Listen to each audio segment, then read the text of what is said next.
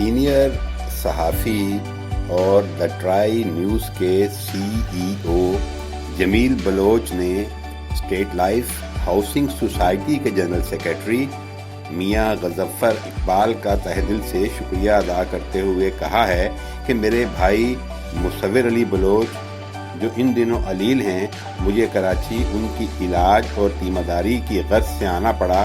میں گزشتہ 1.5 ماہ سے کراچی میں ہوں اور مصیبت کی اس گھڑی میں جناب میاں غضنفر اقبال نے میری بھرپور مالی معاونت کی اور حوصلہ افزائی کی، جس پر میں تا دم مرگ ہمیشہ ان کا ممنون رہوں گا۔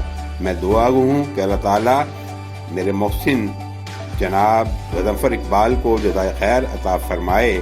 انہوں نے تمام احباب سے درخواست کی کہ وہ دعا کریں کہ اللہ تعالیٰ میرے بھائی مصور بلوچ کو صحت کاملہ عطا فرمائے۔ انہوں نے کہا کہ انشاءاللہ جلد چند دنوں میں دا ٹرائی نیوز کی نشریات کا دوبارہ آغاز کر دیا جائے گا۔